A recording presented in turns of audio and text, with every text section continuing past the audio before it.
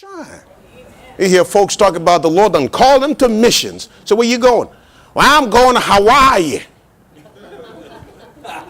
Missionary to Hawaii. And you got a box of shorts, right? And suntan. And you're a missionary. Yeah. But when would the Lord speak to him to go to Kazakhstan? You know, some of them stands you can't even pronounce. Hukumistan and Kazakhstan and Johnny Stan. Well, it's too dark over there. The demon powers. Well, gee. Jesus said light shines and darkness comprehended it not.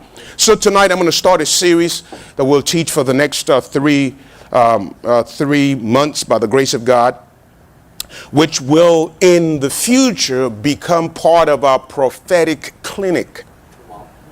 There is a serious problem among prophetic people. People get a lot of prophecies spoken over their lives, but very few are walking in the place of fulfillment of those prophecies. Come on now. I remember a preacher in Austin said to me, Doc, I've got a shoe boxes filled with tapes, prophecies that are not fulfilled. And he said, I want another word. I said, what are you going to do? What have you done with the word you've gotten? And now you're looking for another word. Are you all here with me? Every prophetic word requires a corresponding action. There's something we got to do. So tonight we'll introduce this. This is going to be the package for a prophetic clinic. Why prophecies are not being fulfilled in the life of God's people. A lot of Christians are grossly disappointed.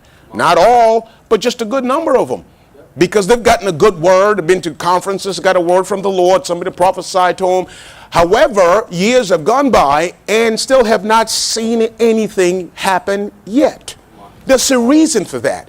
It ain't all about demons, because I know the easiest route is just blame it on some demons. You know, there's some demons from Kazakhstan and Hukumistan or some stan. You know what I mean? It's easy to blame demons for stuff, but that's not truth. Come on now. That is not truth.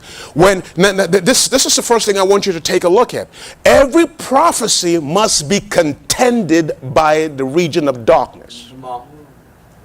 If the devil don't bother your prophecy, the chances are it ain't from God. Come on now.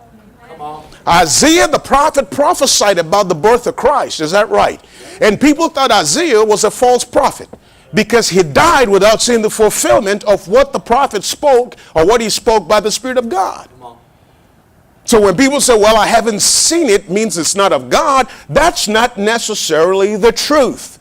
There are prophecies that will outlive the prophet or the one who spoke the prophetic word.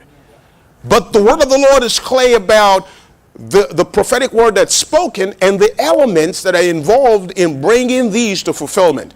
If just by the show of hands, let me ask you all here, how many of you have gotten words that throw a Z at the end of the word Z, and you haven't seen the manifestation? Let me see a show of hands. I guarantee you, everyone here at some level or the other. Now, it varies. There are those who would be like 100%. No, none has happened. I think all these prophets are crazy. Well, that's not true. We'll prove that tonight. Others are like 80%. Only 20% have happened. Others are at 70. Only 30% manifestation. And so when you look at the scale, it varies. So question is why? Especially when the time is included in the prophetic utterance. This time next year, XYZ will happen. Well, I expect this time next year, XYZ to happen. Are you all here with me? But in order for that to happen, there are requirements. There are things that we have to do that lines up with what the Lord has said. Are you here with me? When God said or speaks prophetically and there's a time frame, then somebody is required to act, take some actions. Here's an example. I know this may sound a little complicated and not so deep and spiritual, but it explains the point. If God looked at an individual who just got married and the Spirit of the Lord said this time next year, how many kids we got here? Okay, everybody can handle this. This time next year, you'll be a father of twins.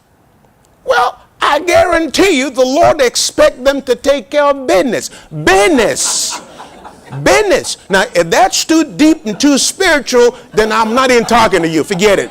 We're not decoding it. We're not giving no footnote and commentary. Forget about it. Okay? That's it. The purpose of that prophecy is to get them prepared to get down to work. I'm being straight up. Not to spend more time watching cable television at night when they ought to be taking care of business. So you see, there's a physical requirement that will bring about the release of a predetermined end result. So if you've gotten a prophetic word, you ought to ask yourself a question: what am I required to do? Every prophecy requires some act on the human part that lines up with what God said he's going to do. So first question is, what am I required to do?